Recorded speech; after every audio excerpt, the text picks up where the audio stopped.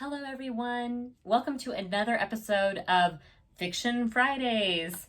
Today, we are talking about the somewhat controversial topic of traditional versus contemporary. And this is a debate in pretty much all areas of life or art forms, whether you are thinking literary, so where you have a more traditional or even like historical type fiction, versus contemporary fiction, or in music, if you like the traditional sounding songs, very classical, or a more contemporary pop genre. And obviously it applies to everything else, like politics, if you have your more traditional people and your more contemporary progressive people. Anyway, I personally believe that it's important that we can appreciate things on both sides of the line.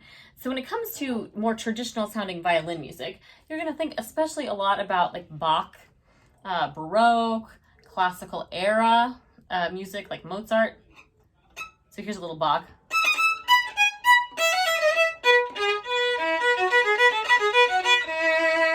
Okay, so this very ornate, decorative sounding music, or you might have something even from the Romantic time period, which was 19th century. Right? Now, if you are actually trying to do something more contemporary, you might do a little bit more with improvisation, although actually in the Baroque era, Bach did improvise a lot. But for example, if this was like Twinkle Little Star,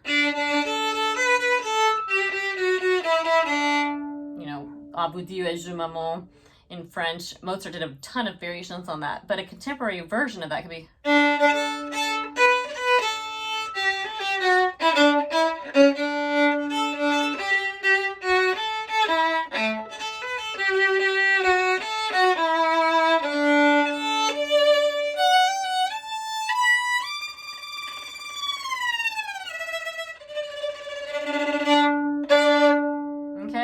So where you really kind of play with the original melody, play with the original concept, and just start making things up with it. But again, I think it's fascinating that even what we consider contemporary, like all these kind of contemporary improvisational sounds, were actually very common in the Baroque era. So our idea of modern, our idea of contemporary changes. That Bach was contemporary in his era, obviously. Having something like Chartist, like I played a little bit before, was contemporary in its era. And then there's actually a pop song that has that in it.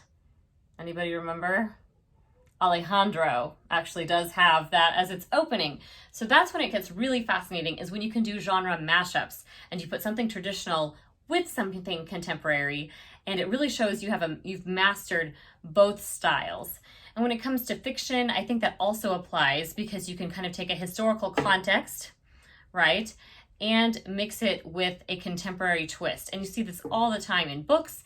You see it in movies. A good, more recent-ish example, not totally recent, was The Great Gatsby, where they actually had the 1920s setting, but it was with mashups of music from, the 21st century. So it's very fascinating.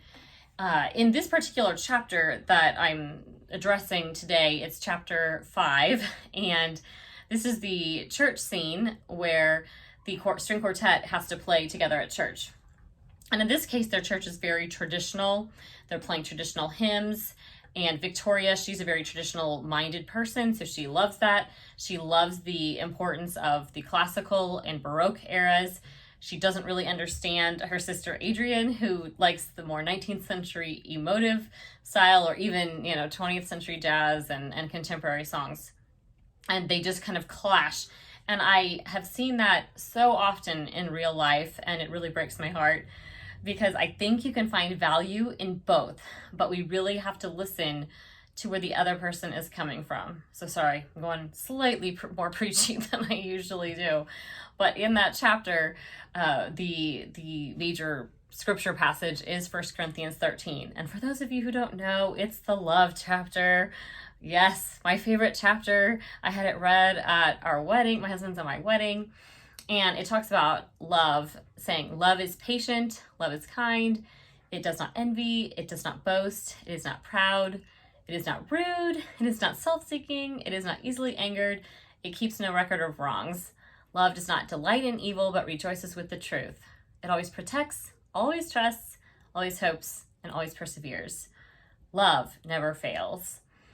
And that just always speaks to me every time that passage comes up. Already this week for work, one of my colleagues sent us that passage, but adapted for kind of a teacher mindset.